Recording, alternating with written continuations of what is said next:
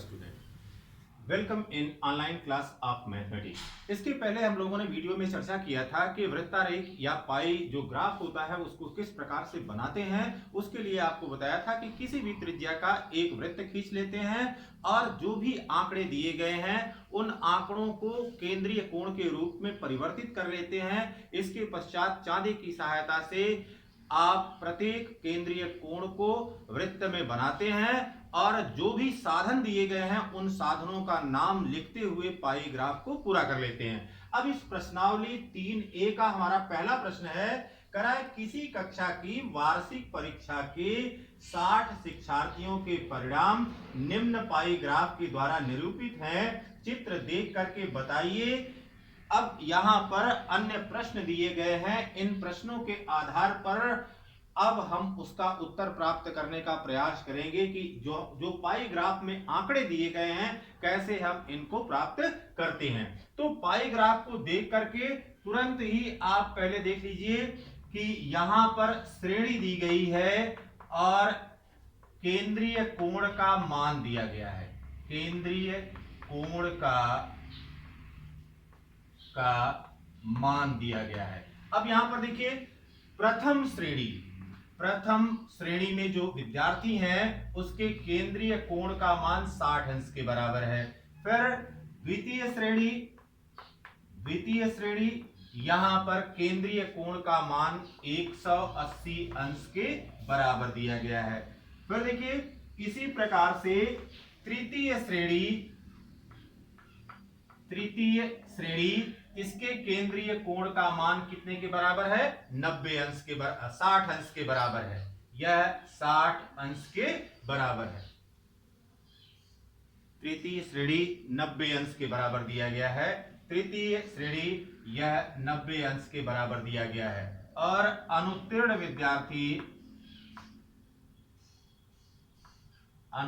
विद्यार्थी यह 30 अंश के बराबर दिया गया है। तो जो हमारा पहला प्रश्न कह रहा है वह पहला कह रहा है कि सबसे अधिक शिक्षार्थी किस श्रेणी में उत्तीर्ण हुए।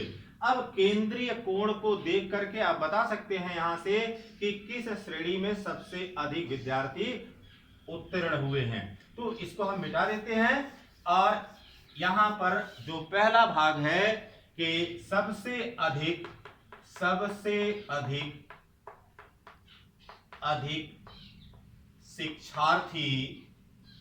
शिक्षार्थी किस श्रेणी में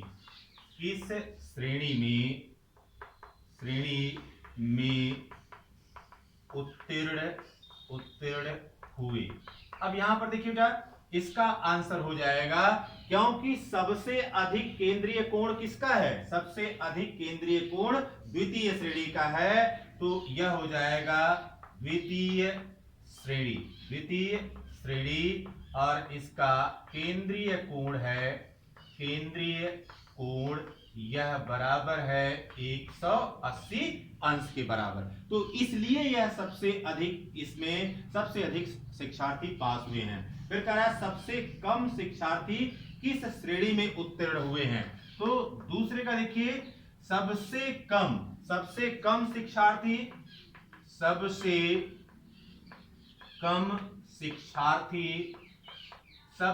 कम शिक्षार्थी किस श्रेणी में उत्तीर्ण हुए हैं। अब केंद्रीय कोण देख लीजिए आप कि केंद्रीय कोण किसका सबसे कम है उत्तीर्ण होने वाले में? प्रथम श्रेणी का। तो ये हो जाएगा प्रथम श्रेणी और इसका केंद्रीय कोण कितने अंश के बराबर है? 60 अंश के बराबर है। फिर कह रहा है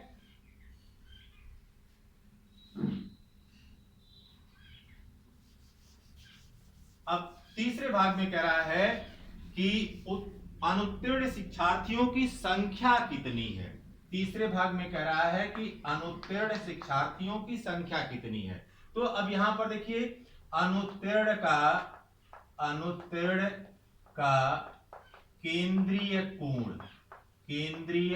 कोण यह बराबर दिया गया है 30 अंश। अनुत्तीर्ण का केंद्रीय कोण 30 अंश के बराबर है। इसलिए केंद्रीय कोण यह बराबर हो जाएगा अनुत्तीर्ण अनुत्तीर्ण विद्यार्थियों की संख्या अनुत्तीर्ण विद्यार्थियों की संख्या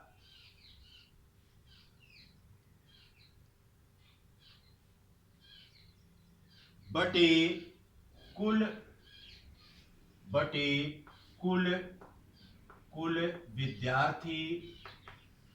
विद्यार्थी और यहां पर गुणे 360 अंश। ये देखिए, अब कुल विद्यार्थी केंद्रीय कोण यहां पर कितना है, 30 अंश के बराबर है। और अनुत्तीर्ण विद्यार्थियों की संख्या हमको निकालना है, अनुत्तीर्ण की संख्या बटे कुल विद्यार्थी कितने दिए गए थे विद्यालय में, कुल विद्यार्थी थे 60 गुणे 360 अंश। अब यहां पर कर लीजिए 60 एकम 60 और ये हो गया 6, इसलिए 30 बराबर हो गया अनुत्तीर्ण की संख्या गुणे 6, इसलिए अनुत्तीर्ण की संख्या यह बराबर हो गया 30 बटे 6 बराबर 5। तो 5 विद्यार्थी ऐसे हैं जो कि अनुत्तीर्ण हुए हैं। अब अगली बात आती है कि प्रथम श्रेणी और द्वितीय श्रेणी में उत्तीर्ण शिक्षार्थियों की संख्याओं का अनुपात। ठीक, प्रथम श्रेणी और द्वितीय श्रेणी में, चौथा भाग इसका है प्रथम श्रेणी प्लस द्वितीय या द्वितीय श्रेणी में उत्तीर्ण विद्यार्थियों का अनुपात।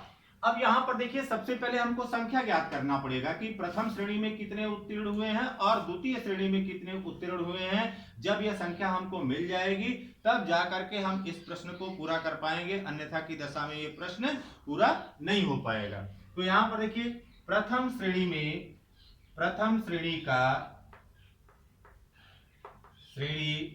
का केंद्रीय कोण यह बराबर है 60 अंश। ठीक, इसलिए 60 अंश बराबर हो गया प्रथम श्रेणी के विद्यार्थी बटे कुल विद्यार्थी गुणे 360 अंश। तो ये हो गया 60 अंश बराबर हो गया प्रथम श्रेणी के विद्यार्थी बटे कुल विद्यार्थी 60 हो गया गुणे 360, ये कट गया और यहां पर हो गया 10,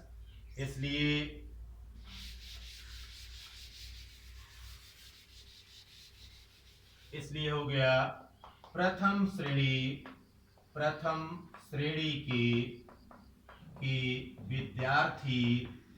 विद्यार्थी यह बराबर हो गया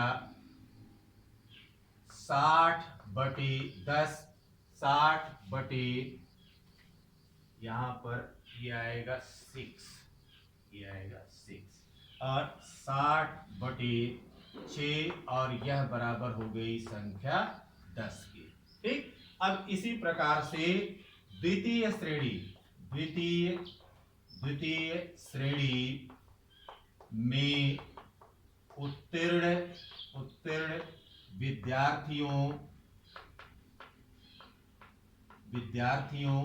की संख्या, अब यह हमको ज्ञात करना है। तो पहले द्वितीय श्रेणी का केंद्रीय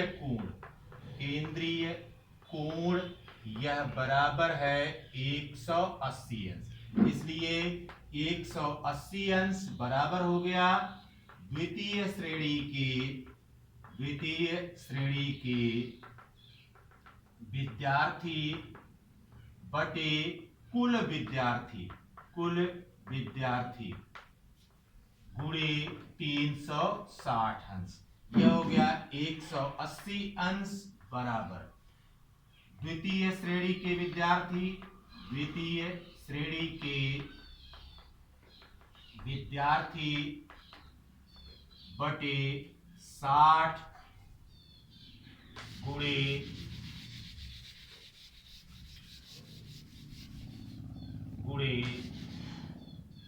360। अब ये हो गया 6, यहां पर 6 हो गया। इसलिए द्वितीय श्रेणी के विद्यार्थी, यह बराबर हो गया 180 बटे 6 और यह बराबर हो गया 30। इसलिए प्रथम श्रेणी बटे द्वितीय श्रेणी